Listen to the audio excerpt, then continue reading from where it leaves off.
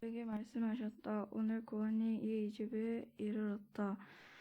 이 사람도 아브라함의 자손이다.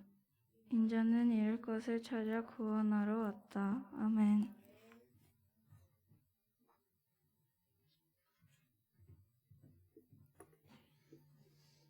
네, 이 시간 우리 드린 예물 위해서 같이 함께 기도하겠습니다. 하나님 감사합니다.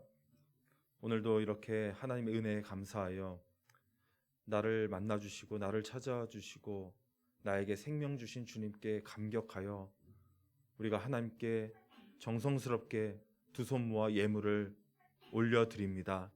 하나님, 저희들을 구분하여 드린 이 손길을 기억하여 주시고 이 물질을 마음껏 주님께서 받아주시고 하나님 나라의 회복과 하나님 나라의 확장과 교회를 세워가는 일에 하나님 마음껏 사용하여 주셔서 그 오병이어의 놀라운 기적의 역사, 수천 명을 먹이고도 많이 남아서 이스라엘뿐만 아니라 온 유대와 땅끝까지 이르러 모든 사람에게 하나님의 말씀을 먹이시고 영생을 주시기를 원하시는 그 주님의 마음을 깨달아 우리 모든 148 청소년부가 그렇게 영혼 권하여 제자 삼는 귀한 사역에 동참하게 하여 주시옵소서.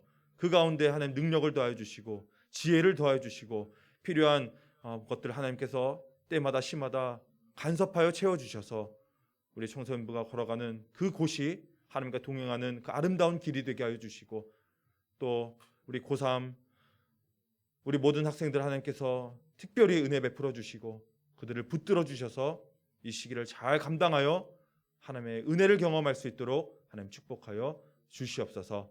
이제 새 학기가 시작하여 또 친구들을 만나고 또 새로운 환경에 적응하고 또 공부를 해 나갑니다. 하나님 함께하여 주시고 이들에게 지혜와 명철과 총명과 학식을 더하여 주시고 성적도 올라가는 그런 즐거움과 또 은혜를 경험하게 하여 주시옵소서. 또 오늘 말씀 듣습니다. 하나님 전하는 자나 듣는 자 모두가 그 말씀 듣고 하나님 말씀에 순종하며 합당하게 살아가는 저희들 되겠사오니 하나님 깨닫는 은혜를 더하여 주시옵소서. 예수님의 이름으로 기도합니다. 아멘. 여러분 제 목소리 잘 들리시죠? 우리 온라인으로 예배드리는 우리 분들은 목소리 잘 들리시나요? 네, 잘 들리시면 오케이 사인 한번 날려주세요. 네, 감사합니다. 자, 오늘 말씀 제목 한번 보실까요? 네, 오늘 말씀 제목 뭐죠? 내 인생에 찾아오신 예수님. 네. 여러분들 인생 가운데 예수님 찾아오셨나요? 이미 예수님을 우리 만나신 분들도 계시고 아직 내가 예수님을 만났나? 이걸 만났다고 해야 되나? 좀 잘 모르겠는데라고 물음표를 가지고 있는 친구들도 있을 수 있어요.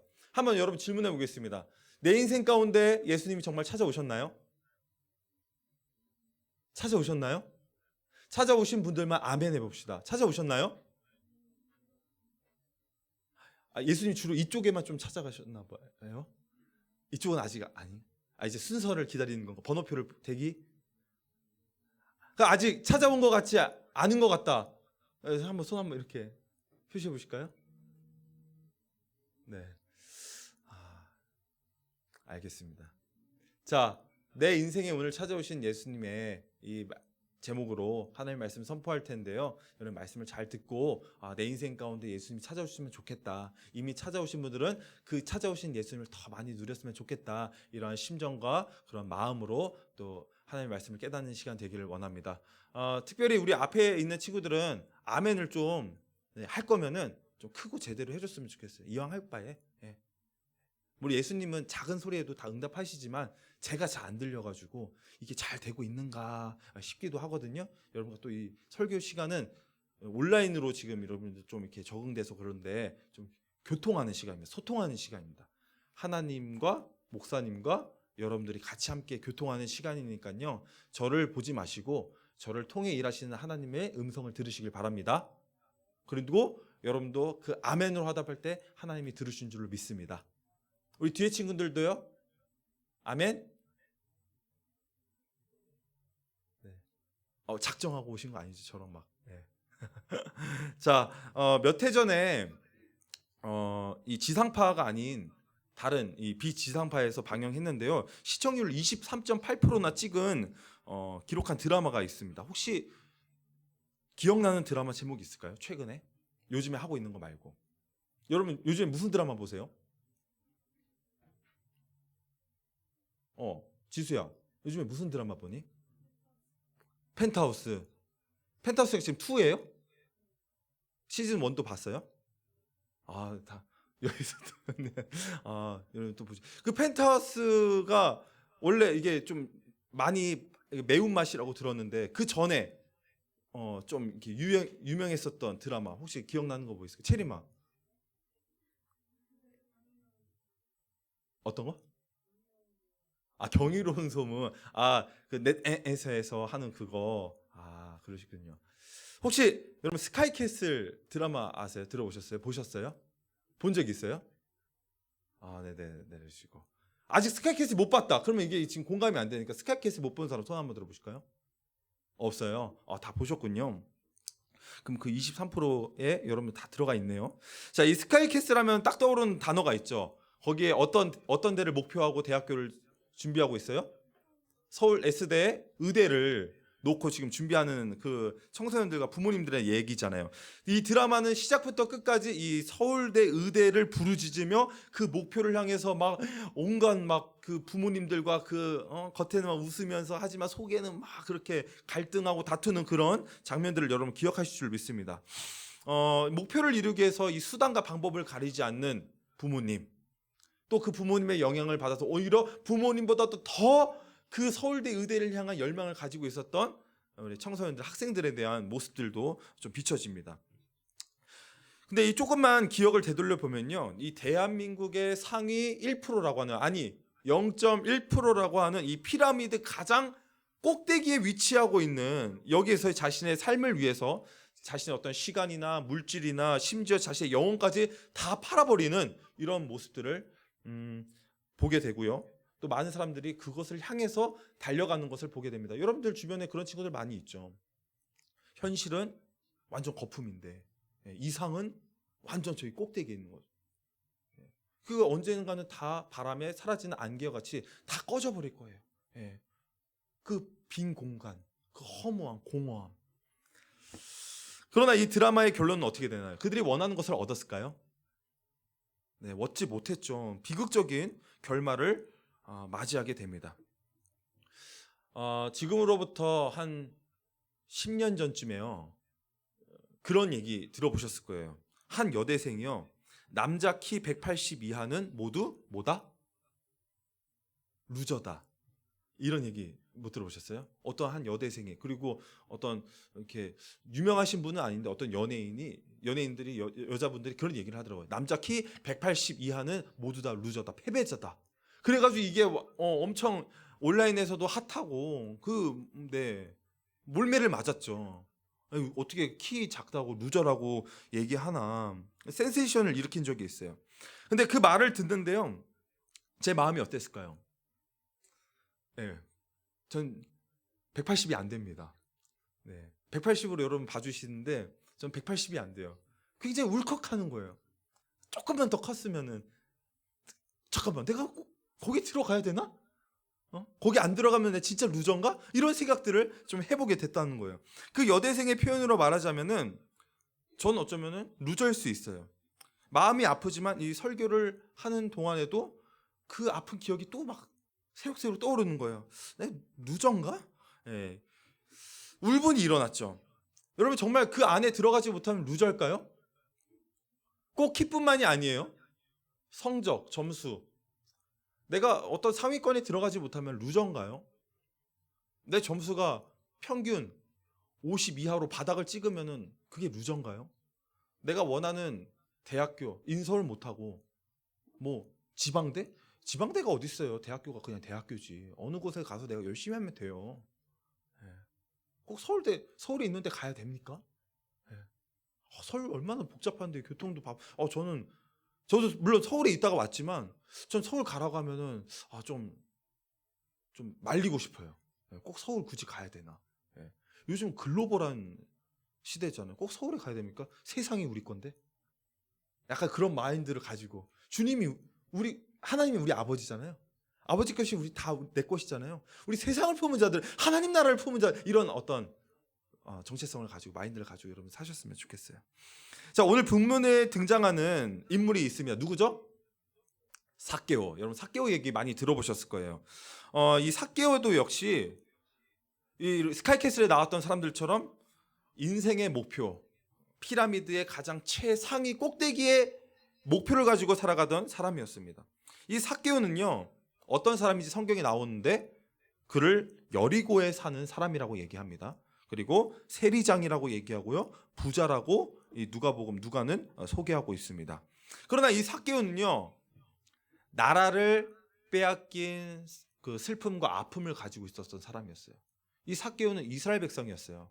근데 지금 이스라엘이 누구의 침략으로 주권을 강탈당했죠? 어느 나라? 그때 당시에 누가 붙잡고 있었어요? 로마가 붙잡고 있었잖아요. 로마로부터 이 나라를 빼앗긴 아픔과 그것에 대한 상처를 가지고 있던 사람이 누구였다? 삭개오였다. 이 삭개오는 나라를 빼앗긴 서러움과 동시에 태생적으로 안타까움을 가지고 있었던 사람이었어요. 그는 키가 작았던 사람이었습니다. 이 당시 때 키가 작았다라고 하면 어느 정도였을 것 같아요? 어느 정도면 키가 작은 것 같아요? 혹시 여러분들, 우리 남학생들 중에 150 이하, 나는 키가 150 이상이다, 한번 손 들어보세요.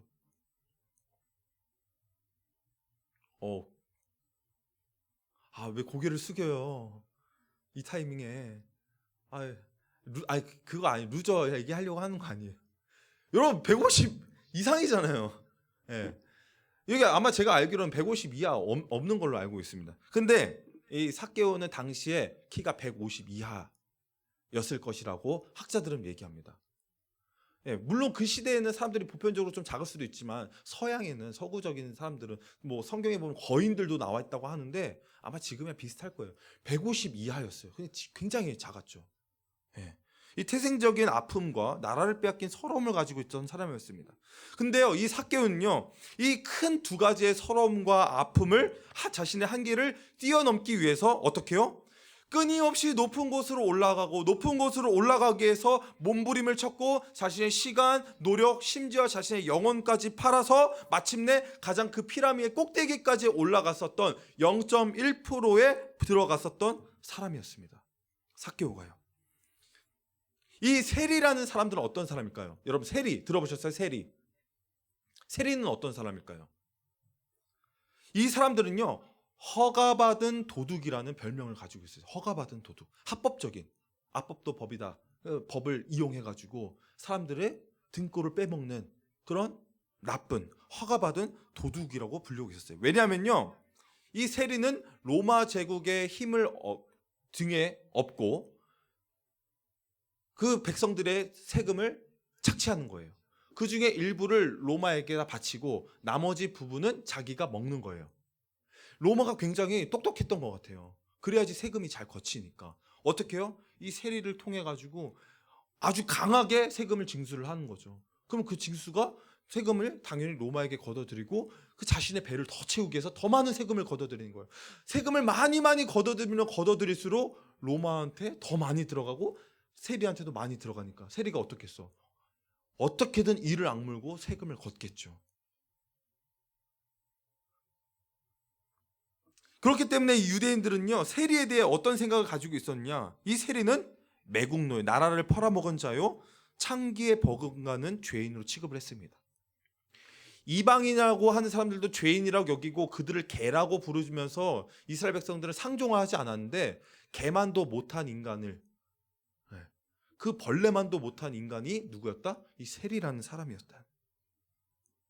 그런데 이런 세리들을 통솔하고 지휘한 세리들 중에서도 최고의 우두머리인 세리장이 누구였어요? 오늘 소개하는 삭개오였어요. 그 세리들 중에서도 세리장이었단 말이에요. 아마 그는요, 깡패랑 같이 다녔을 거예요. 어깨들 아시죠? 등치들이랑 다니면서 사람들의 돈을 빼앗을 거예요. 왜냐하면 이 삭개오는 키가 작았잖아요. 사람들이 자칫하면 세리를 밀쳐버리고 도망칠 수도 있고 그 삭개오를 때릴 수도 있었는데 이 어깨들을 데리고 다니면서 세금을 거뒀다는 거예요. 될 수 있는 한 높은 세금 플러스 알파를 걷어들였다는 거예요. 이 사실 삭개오, 이 자카이오스라는 이 헬라어 이름 삭개오라는 이름은 뜻은요, 깨끗한 사람, 의로운 사람이라는 이름의 뜻이었어요. 삭개오의 이름의 뜻이 뭐라고요? 깨끗한 사람. 그래요. 의로운 사람이란 뜻이었어요. 그냥 부모님이 이렇게 이름을 지어준 거죠. 삭개오야, 내 사랑하는 아들아, 너의 이름은 청결한 사람이야. 너는 거룩한 사람이야. 너는 깨끗하고 의로운 사람이야. 라는 부모님의 그 간절한 마음에 이 삭개오라는 이름을 지어줬겠죠. 하지만 삭개오는 어땠어요? 로마의 이 식민지가 되어서 학대받고 세금을 갈취당하고 착취당하는 이 자기 민족들처럼 그렇게 나라를 빼앗긴 아픔과 서러움의 슬픔에 살아가기는커녕 나는 이런 세상에서 이렇게 힘들게 살고 싶지 않아. 나는 상위 1%가 돼서 오히려 이 어려움을 극복하고 위기를 기회로 바꿔서 사람들의 세금을 갈취해서 나는 한 자리 하고 한몫 두둑히 챙겨서 나는 인생에서 성공한 사람이 되고 싶어. 비록 내가 키는 작지만 루저로 남고 싶지 않아. 난 남들 보란 듯이 멋지고 성공한 모습, 당당한 모습으로 살 거야 라고 자신의 인생, 자신의 욕심을 따라 살다가 어떻게 해요? 자기 백성들, 자기의 동족들을 목에 빨대를 꽂고 피를 빨아먹는 그런 잔인한 사람이 되었다는 거예요.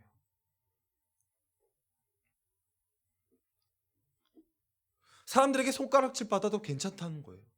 사람들이 나를 미워해도 욕해도 괜찮다는 거예요. 심지어 내가 감옥에 가도 괜찮다라는 거예요. 왜? 내 욕심을 이루고 상위 1%만 되면 되니까. 세상에 이런 사람들이 얼마나 많습니까? 빵에 한 2, 3년 갔다 오면 되지. 그리고 범죄를 저지르는 거예요. 막 몇 억, 수십억 불법으로 그렇게 버는 거예요. 그리고 감옥에 몇 년 갔다 오면 벌금 얼마, 몇 억 정도만, 법이 너무 약하니까 그렇게 사는 거예요. 사람들이 법을 이용하는 거죠. 그렇게 불의하게 재물을 모았던 사람이 바로 이 세리장까지 올라갔던 삭개오였습니다. 이 식민지 생활을 하는 그 열등감 속에서 내가 돈이 많으면 힘이 세지겠지, 내가 행복해지겠지, 그런 것들을 생각하고 온갖 방법들을 다 동원해서 재물을 모았지만 부자는 됐을지는 모르지만 삭개오는 그 세리장이라는 타이틀과 동시에 자신의 인생을 통째로 맞바꿔 버린 겁니다. 자신의 양심을 잃고요, 하나님에 대한 신앙도 잃어버리고요, 사랑하는 친구들도 잃어버렸습니다. 자신의 가족들은요, 자신의 가족들도 사람들에게 사람 이하의 취급을 받은 거예요. 왜? 그 배우자가, 자신의 아빠가 세리장이기 때문에 가족도 버린 거예요. 그는 늘 외톨이였고요, 모든 사람이 그를 피해 다녔습니다. 최근 서점에 이렇게 다니면서 저는 서점에 코너 가면 항상 베스트셀러랑 스테디셀러가 되어 있는 이 코너를 좀 이렇게 들여다봐요. 어떤 책들이 있는지, 뭐 책의 내용들을 다 살펴보진 않지만 겉에 있는 디자인이랑 책 제목을 이렇게 좀 보는데, 보면 이런 책들의 내용이 있어요. 성공의 법칙, 어떻게 성공하는가, 성공하는 7가지 비결, 이런 책들 굉장히 많죠. 그리고 뭐 3개월 만에 성공하는 법, 굉장히 자극적이고 관심이 가게 만들죠. 이겨라, 더 많이 노력해라, 경쟁해라, 스펙을 쌓아라, 사다리를 올라가서 사다리를 차버려라. 책 제목이에요. 달려가고 올라가라. 이런 관련된 책의 내용들이 굉장히 많이 있어요. 인기가 많다라는 거예요. 사람들이 거기에 얼마나 관심을 많이 갖고 있으면. 수많은 청소년들이나 청년들이요, 이런 가르침들을 많이 듣는 거예요. 어떤 강연이나 어디 가서 그냥 메시지, 사람들에게 조금 이렇게 마음을 울려주거나 SNS 같은데 좀 이렇게 감동이 되는 내용들을 보면 이런 내용이죠. 세상은 이들에게 열심히 달려가고 올라가고 노력하라고 얘기합니다. 그걸 가르치는 거예요. 그리고 몇 마디 말로 위로하죠. 원래 아픈 거야. 원래 청소년 때는 다 그런 거야.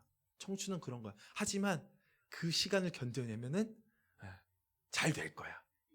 이런 몇 마디 말로 위로하는 것을 보게 됩니다.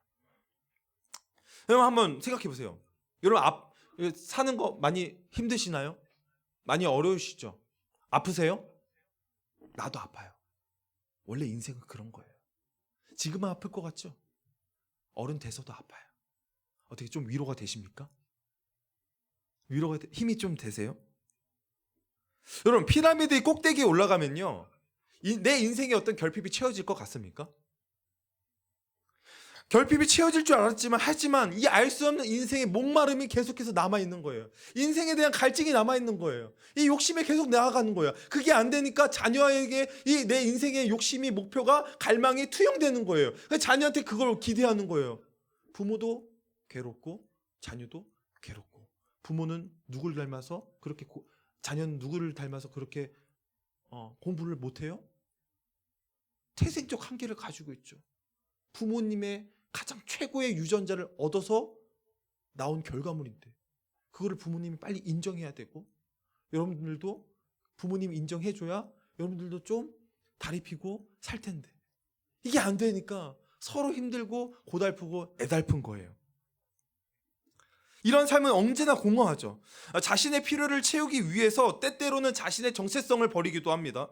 인간이라는 그 이름마저도 지워버리고 인간이 이하의 삶을 살기로 택한 사람들도 있습니다.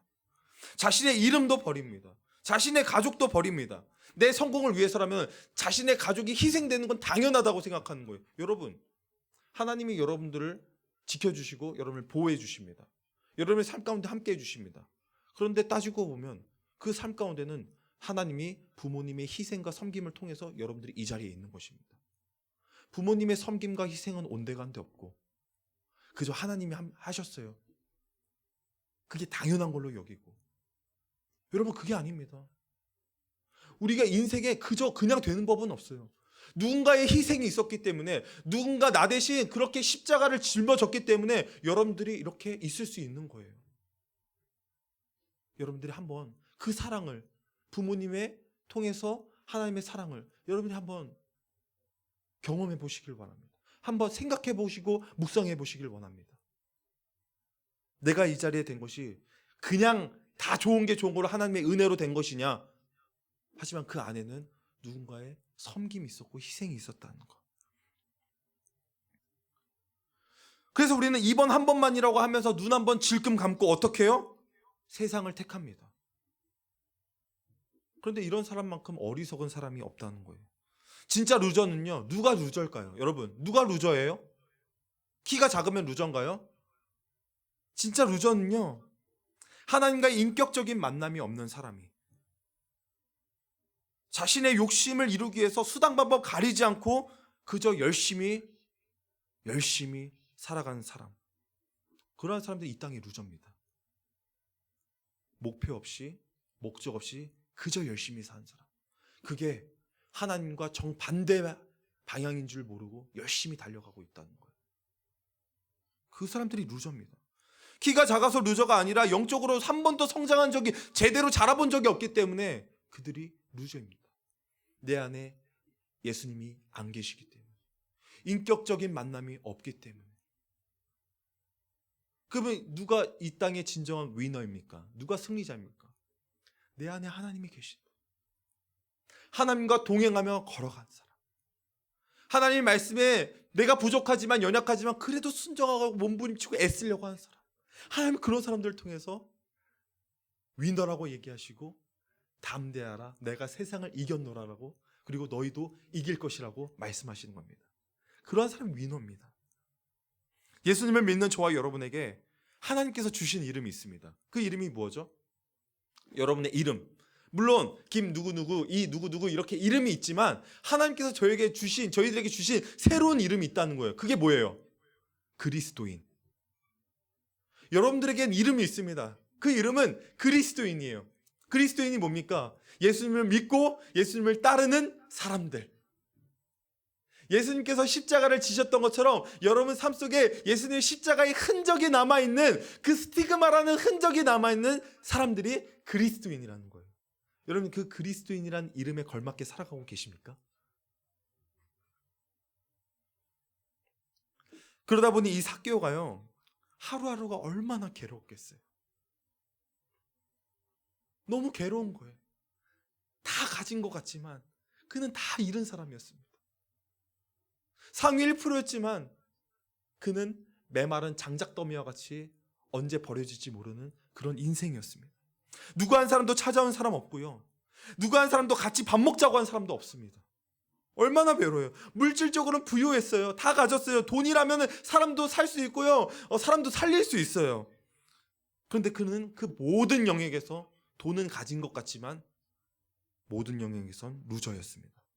그런데 그때 어느 날 예수님께서 예루살렘으로 가는 길에 여리고라는 지역에 찾아오셨습니다. 근데 이 여리고라는 지역이요, 예수님께서 예루살렘이라는 곳을 이렇게 지나가다가 우연히 여기 뭐야? 여기 동네 여기 괜찮네? 여기 핫플레스인가? 해서 우연히 찾아와서 그 여리고를 지나간 게 아니에요. 이 여리고라는 지역은요, 예루살렘에서 17km나 떨어져 있는 거예요. 그러니까 예수님이 예루살렘으로 가는데 빠르게 갈 수 있는 길도 있는데 일부러 17km나 되는 곳을 돌아서 예루살렘으로 갔다는 거예요. 무슨 말이에요? 여리고에 목적이 있어서 갔다는 거죠. 예수님이 그럼 지금 목적을 가지고 여리고에 오셨습니다. 그 목적이 뭔지는 우리 계속해서 말씀을 통해서 보도록 합니다. 삭개오는요, 예수님을 보고 싶었어요. 왜 예수님을 보고 싶었을까요? 사실 이 삭개오는요, 이미 예수님이 어떤 분인지를 얼핏 들었어요. 죄인들의 친구가 되어주시고 특히나 자신과 같은 세리들과도 편견 없이 만나주고 심지어 이 세리를 제자로 삼았다는 얘기도 들었어요. 그 세리가 누구예요? 마태. 예수님의 12제자 중에 한 사람 마태. 이 마태도 세리였거든요. 아무도 인간 취급해주지 않는 그 세리를 예수님은 맞아주시고 제자로 삼아주셨다는 거. 그리고 나중에는 그들의 발도 닦아주시잖아요. 그러니까 이 삭개오는 궁금한 거예요. 아니, 예수님은 어떤 분이시길래 나같이 인간 이하의 취급을 받는 사람도 만나주시고 같이 식사해주시고 교제해주시고 제자로 삼아주신단 말인가? 나도 한번 그분을 만나고 싶다. 나는 너무 외롭다. 나랑 같이 밥 먹어줄 사람 없다. 나는 왕따인데 나를 만나주실 사람이 있고 그런 따뜻한 분이 계시다면 나 한번 만나보고 싶다. 나 예수님 보고 싶다. 이런 마음이 삭개오 속에 불현듯이 일어났다는 거예요. 사실 다른 사람들과 함께 이 삭개오가 지금 예수님을 만나기 위해서 거리로 뛰쳐나갑니다. 그분을 보기 위해서 예수님이 오셨다는 소리를 들어서 그분을 쫓아갑니다. 그러면 거기에 지금 어때요 상황이? 마을에, 거리에 누가 가득 있었을까요? 사람들이 가득 있었겠죠? 사람들이 가득 있었는데 그 사람들은 어떤 사람들이었을까요? 그럼 저를 보세요. 예수님이 지금 어디를 가신다고 그랬죠? 예루살렘으로 가신다고 그랬어요. 예루살렘으로 가실 때, 예루살렘에 입성했을 때 사람들의 반응이 어땠어요? 종려나무 가지를 막 흔들면서 예수님, 오빠 나 좀 봐요. 네, 당신이 우리를 구원해 줄 거예요. 오빠 나 좀 봐요. 이랬겠죠. 그리고 자신이 입고 있었던 옷을, 저고리를 막 펄럭펄럭 거리면서 환영하면서 길에다 깔아요. 예수님 걸어가시라고. 왕이 들어오신다. 이분은 어떤 왕? 로마 제국을 단숨에 무너뜨리고 이스라엘을 구원해 주실 분. 로마를 철저하게 무너뜨리고 그들을 복수하고 우리를 세워주실 분. 사람들은 이 이스라엘의 왕이라고 생각한 예수님을 열렬히 환호했단 말이에요. 자, 그런 사람들이 지금 마을에 쫙 깔려 있습니다. 이 사람들 마음속에는 로마를 쳐 부수고 싶다는 그 마음밖에 없어요. 어떻게든 로마를 무찌르고 우리가 한 자리 해야 되겠다. 우리의 주권을 되찾아야겠다. 이 마음을 가진 사람들밖에 없었다고요. 근데 지금 삭개오가 어떤 사람이었죠? 그는 로마의 앞잡이였습니다. 로마 사람이 아니었고요. 똑같은 유대인이었어요. 근데 로마의 앞잡이로 이스라엘 백성들을 자기의 동족에 빨대를 꽂아서 피를 빨아먹는 사람들이 앞에 나오면 사람들이 반응이 어떻겠어요? 당장 돌로 쳐 죽일 거예요. 그 순간은 모든 그 군중들이 막 이 열의에 가득 차가지고 한층 업돼 있기 때문에 굉장히 과격하고 격분돼 있었을 거란 말이에요. 자신이 나가면 죽을 수도 있었습니다. 그런데 삭개오는 그런 두려움과 걱정을 안고서 예수님을 만나기를 원했습니다. 예수님을 만나고자 하는 그 열망이, 예수님을 만나고자 하는 그 갈급함이, 갈증이 훨씬 컸기 때문에 그 걱정, 그 두려움은 아무것도 아니었습니다. 그래서 삭개오는 지금 나간 거예요. 거리로 뛰쳐나갔어요. 그런데 어때요? 사람들이 너무 많다 보니까 태생적으로 이 작은 이 한기를 가지고 있었던 자신의 작은 키 때문에 어디에 올라갑니까? 여러분 다 아시는 얘기죠? 뽕나무에 올라가요. 돌 감람나무에 올라갑니다. 그리고 거기에 올라가가지고 예수님을 지켜보기 시작합니다. 근데 삭개오는 왜 나무에 올라갔을까요? 삭개오는 왜 예수님을 그렇게 보고 싶었을까요? 그는 다 가진 사람 아니었습니까? 왜 그랬을까요? 여기서 저는 삭개오의 마음을 느낄 수 있었습니다.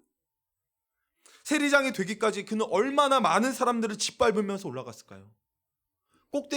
피라미드 꼭대기에 올라가기 위해서는요, 수많은 사람들과 경쟁을 해야 되고요, 그 사람들을 밟아야지만 올라갈 수 있다. 표현이 좀 과격하지만 그게 어떤 면에서는 맞는 말이에요.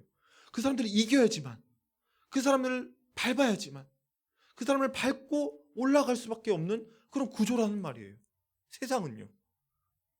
근데 자기 이름처럼 그는 깨끗하고 정직하고 의롭고 거룩하게 살아야 되는데 그렇게 살지 못했었던 후회가 그의 마음속에 끊임없이 있었을 것 같아요.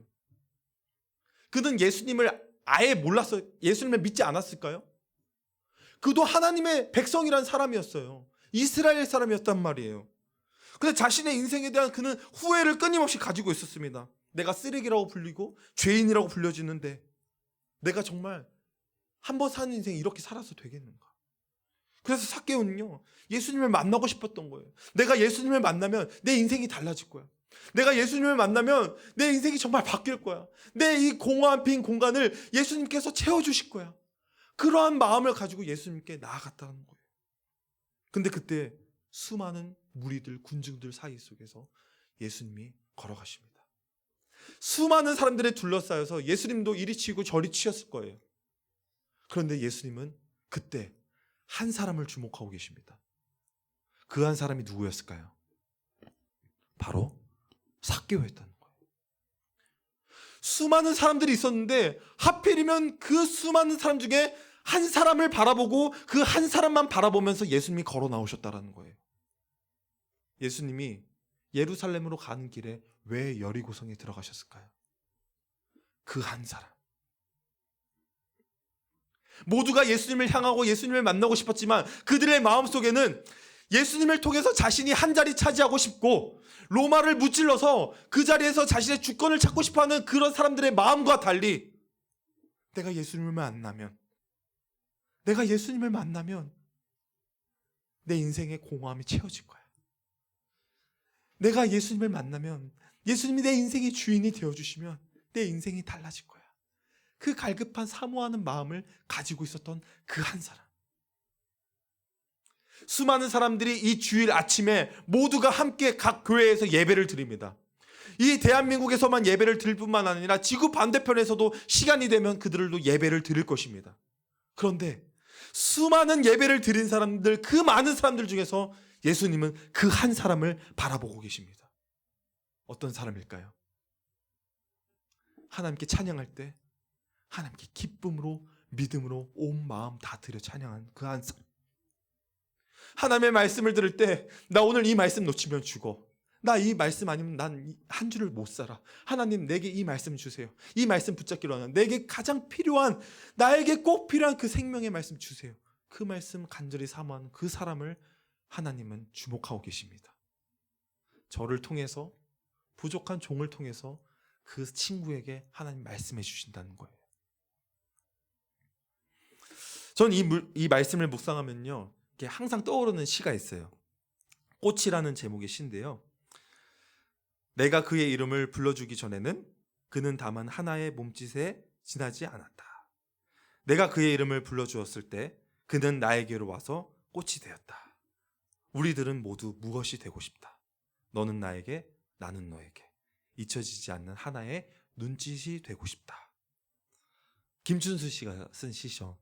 이 시처럼요, 이전에 아무런 가치도 없었던 그런 좀비와 같은, 흙구덩이와 같은 내 인생 속에서 예수님이 나에게 찾아와 주시고 나를 바라봐 주시고 삭개오야, 내 이름을 불러주셨을 때 나는 아무 존재가 아니었었던 그런 허망한 인생 속에서 이제는 인생의 답을 찾고 마침표를 찍게 되는 그런 하나님의 사람이 되는 놀라운 역사를 경험하게 되었습니다.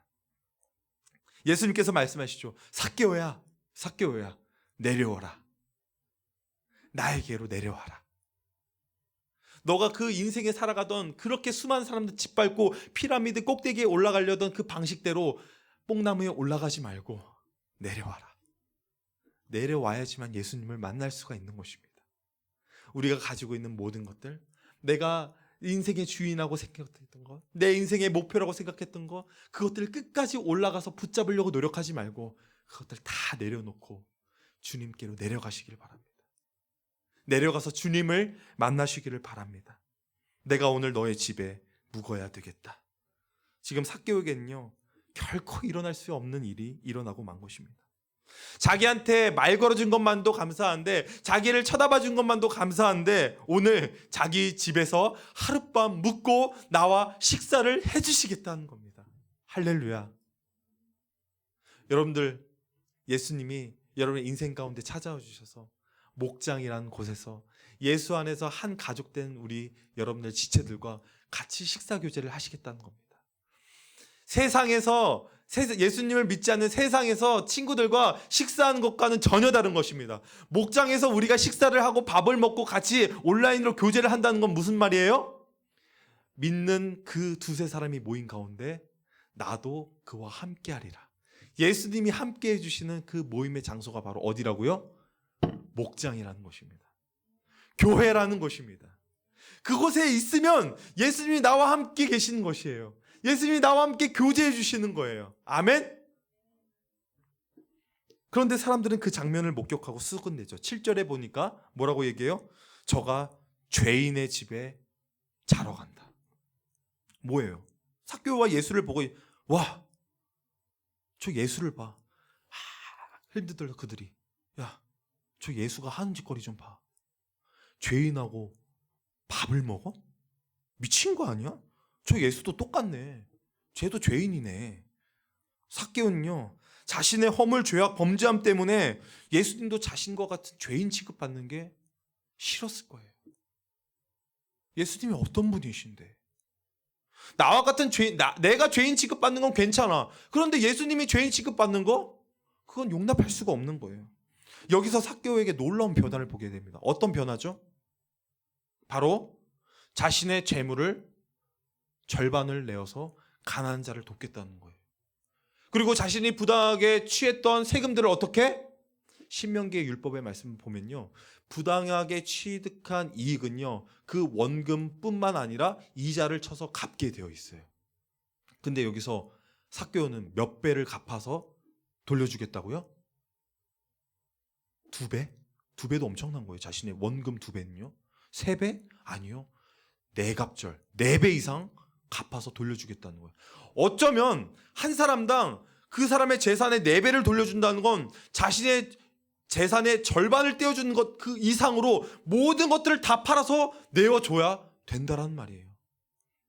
지금 삭개오는 예수님을 만나고 완전히 달라진 사람이 됐습니다. 완전히 변화된 거예요. 자신의 재산을 전부 다 팔아서 그들에게 돌려주겠다라는 거예요. 하나님께서 일하신 겁니다. 우리 앞장에 18장의 말씀을 보면요, 어떤 말씀이 나오죠? 부자 청년이 나옵니다. 부자 청년이 어땠어요? 자신이 율법 다 지켰어요. 하나님의 사람이래요. 하지만 재산을 팔아서 가난한 자들에게 나눠달라는 예수님의 말씀이 어떻게 해요? 그는 근심하며 걱정하며 돌아갔습니다. 예수님을 따르지 못했어요. 그는 제자가 못 됐습니다. 그래서 예수님이 뭐라고 말씀하세요? 재물이 많은 부자가 천국에 가는 것은 낙타가 바늘길을 통과하는 만큼이나 어렵다. 부자는 천국에 못 간다는 거예요. 그런데 오늘 예수님께서 삭개오에게 찾아와 주셔서 너에게 영원한 생명을 주겠다라고 말씀하십니다. 너도 아브라함의 자손이다라고 얘기하십니다. 뭐예요? 지금 삭개오 구원 받았잖아요. 근데 삭개오 어떤 사람이에요? 부자였어요. 부자도 아주 나쁜 부자였어요. 부자 중에서도 최고 악질 부자였어요. 그런데 그가 구원을 받습니다. 부자는 구원을 못 받는 게 아니라 부자도 구원을 받을 수 있다는 거죠. 낙타가 바늘길을 통과하는 것만큼이나 어렵고 불가능한 일이지만 주님이 뭐라고 말씀하세요? 하나님이 하시면 그건 가능하다는 얘기예요. 부자가 구원받지 못할 것 같고 그 중에서도 가장 악질이었던 세리가 구원받지 못할 것 같지만 하나님께서 하시니까 부자였고 세리였던 삭개오는 구원을 받게 된 것입니다. 사랑하는 여러분, 하나님은 능치 못하실 일이 없습니다. 그 능치 못하실 일은 내가 피라미드 꼭대기에 올라가려는 것을 능치 못하시는 것이 아니라 나와 같은 자가 구원을 받을 수 있을까? 내가 죄를 용서받고 하나님의 자녀가 될 수 있을까? 그러한 생각을 가진 사람도 하나님은 찾아와 주시고 구원해 주신다라는 하나님의 놀라운 말씀입니다. 어떤 이 부자 청년은 자신의 재물 때문에 근심하며 돌아갔지만 부자였고 세리였던 이 삭개오는 영원한 생명을 받았던 것처럼 저와 여러분도 예수님을 사모하며 예수님을 내 안에 인생에 초청하며 예수님을 내 주인으로 모시며 살아가는 저와 여러분 될 수 있기를 주님의 이름으로 축복합니다. 세상 속에서 6일간에 우리는 어떤 모습으로 살아가나요? 예수님을 만난 사람은 절대로 그냥 대충 사는 법이 없습니다. 자신의 양심 버리고 신앙 버리고 주일 예배 포기하고 세상으로 나아가지 않습니다.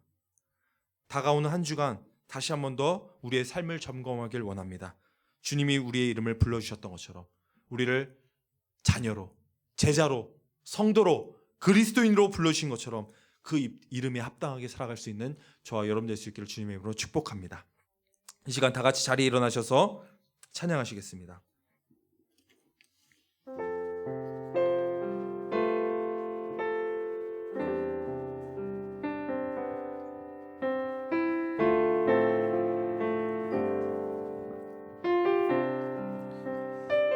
예수님께서 저와 여러분들 이름을 주셨습니다.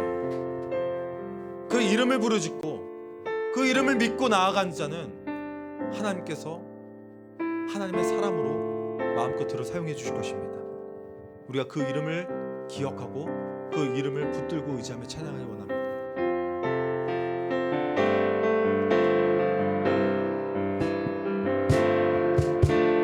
내 안에 가장 귀한 것 예수를 알미라.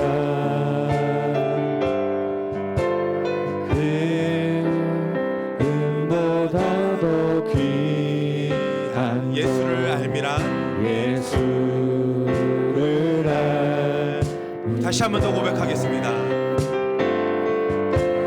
내 안에 가장 귀한 것 예수를 알미라.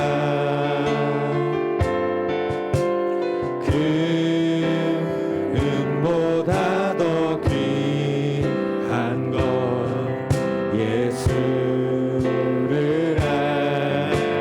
예수의 이름, 예수의 이름 존귀한 그 이름 예수의 이름 능력의 그 이름 예수의 이름, 예수의 이름 존귀한 존귀한 그 이름 예수의 이름, 예수의 이름 능력의 그 이름 다시 한 번 더 고백합니다. 예수의 이름, 예수의 이름 존귀한 그 이름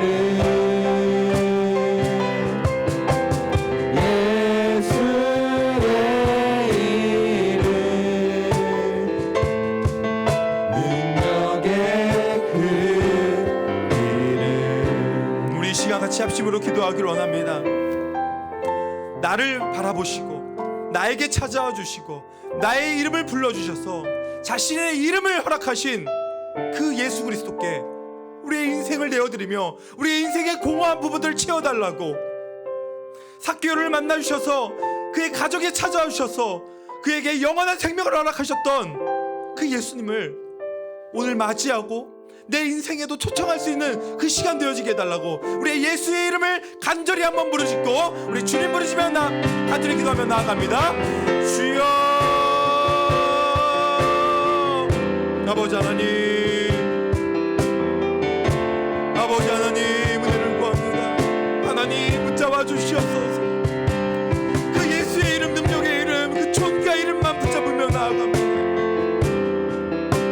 나의 인생에 메마른 나뭇가지처럼 아무것도 아닌 죽은 개와 같은 나의 인생 속에 찾아와 주시고 나의 이름을 불러주시고 나를 사랑의 자녀로, 사랑하는 자녀로 맞아주시고 나의 인생 가운데, 나의 가정에, 나의 삶 속에 찾아와 주시고 하나님, 내 인생의 목적이 되게 해주시고 내 인생의 마침표가 되어지게 해주시고 내 인생의 정답이 되어지게 해주셔서 아버지 하나님, 모든 것들을 해결해 주신 주님 감사를 드립니다. 아버지 하나님, 은혜를 감사합니다. 나의 이름을 잘 불러주시고 아버지 나의 인생 가운데 찾아주셔서 감사합니다. 하나님, 나를 그리스도로 불러주시고 아버지 그 그리스도의 이름처럼 아버지 주님을 따르고 주님을 따르고 살아가는 하나님의 자녀로 불러주시는 데 감사를 드립니다. 하나님, 이제 세상 속에서 그 이름 붙잡으며 그 이름을 부르짖으며 그 이름에 합당한 삶을 살기로 나오니 하나님, 나를 붙잡아 주시옵소서. 나를 사랑하여 주시옵소서. 내 인생 속에 찾아와 주셔서 하나님, 우리가 한 걸음 걸어가는 그 인생길에 아버지 하나님, 내 인생의 담비와 같이 하나님 촉촉하게 져주시옵소서. 아버지 그 시냇가에 심은 나뭇가지처럼 날마다 무성한 열매와 풍성한 나뭇가지가 잎사귀로 하나님 그렇게 열매 맺는 인생 되게 하여 주시옵소서. 아버지 하나님, 나를 통하여 하나님 일하여 주시옵소서. 나를 통하여 영원하여 제자 삼는 일에 하나님 마음껏 사용하여 주시옵소서. 아버지 하나님, 내 인생의 아버지 목표가 세상이 향하는 그 바벨탑을 쌓는 그런 피라미드의 꼭대기에 올라가는 인생이 아니라 하나님, 더 낮은 곳으로 아무도 찾지 않는 그곳에서 주님의 이름을 부르시며 주님의 영광을 위하여 살기를 원하오니 하나님, 나를 붙잡아 주시고 나를 사용하여 주시옵소서. 아버지 하나님,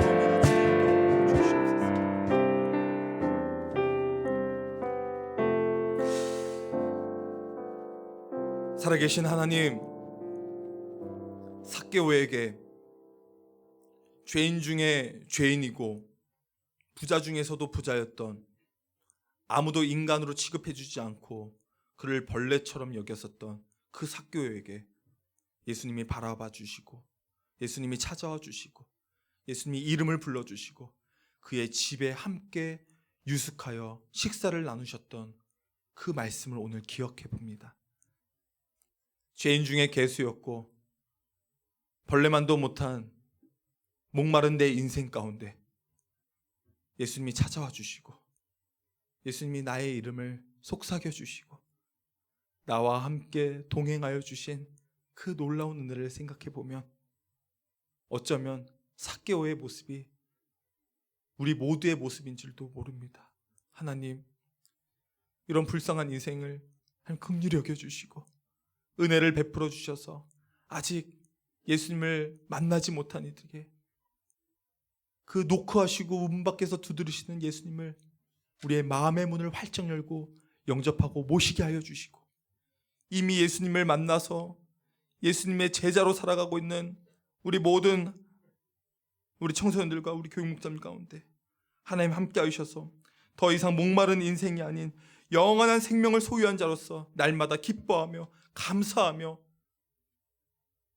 죽어가는 수많은 영혼들을 살리기 위해서 자신의 시간과 물질과 자신의 달란트를 마음껏 사용하며 살아갈 수 있는 저희 모두가 되게 하여 주시옵소서.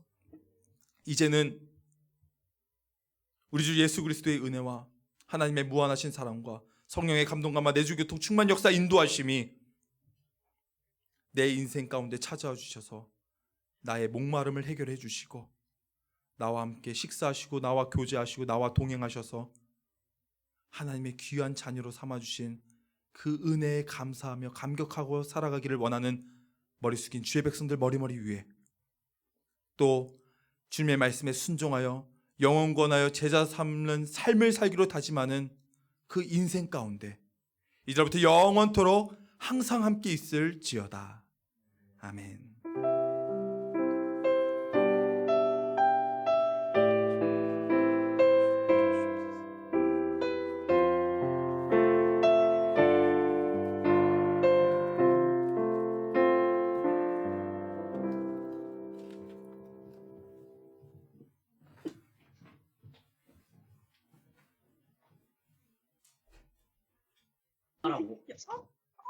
감으로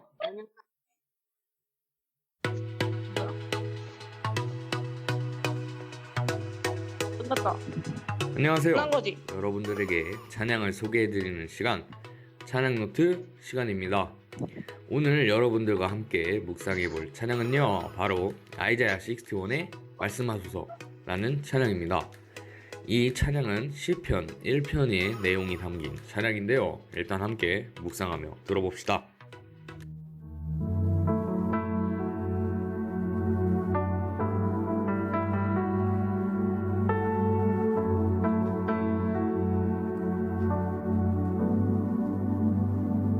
하나님의 말씀은 내 마음에 새겨 나의 뜻은 나의 삶은 다시 돌아봅니다. 복 있는 사람은 악인의 꾀를 쫓지 않고 죄인의 길에 서지 아니하며 오만한 자의 자리에 앉지 아니하고 주의 말씀은 주야로 즐거워하는도다.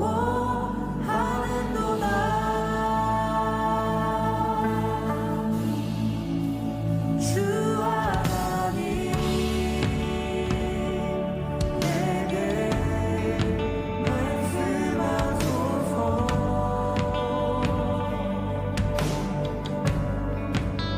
주의 말씀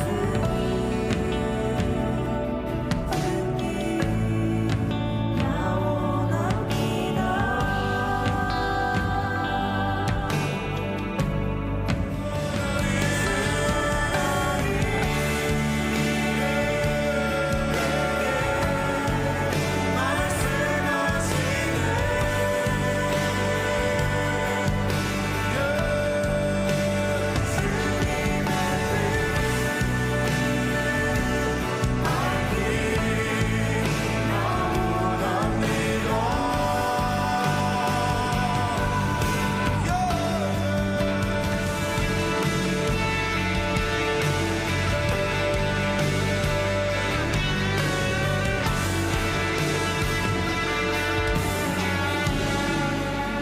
주 하나님 내게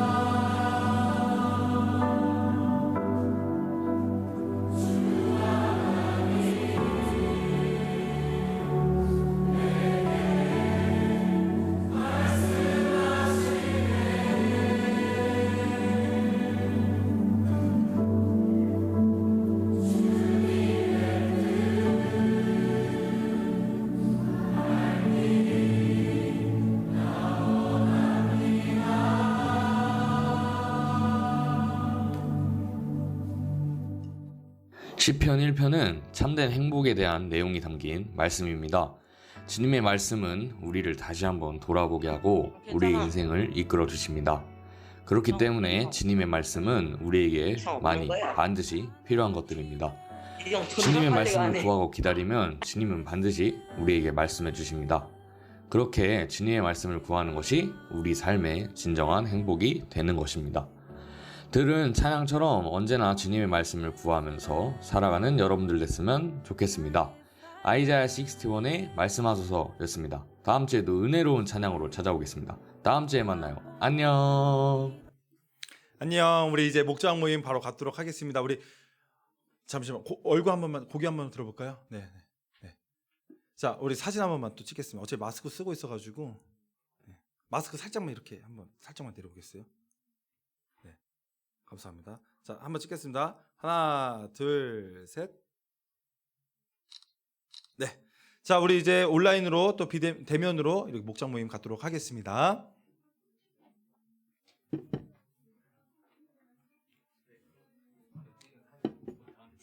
아, 이거? 오케이. 지금 보내줄게. 아, 수고했어. 응. 아, 그래? 갈 때 어떻게 해? 엄마 찾아갖고 아, 근데 그렇게? 몸이 너무 안 좋아가지고 컨디션도 안 좋아? 약간 오케이, 알겠어. 그래.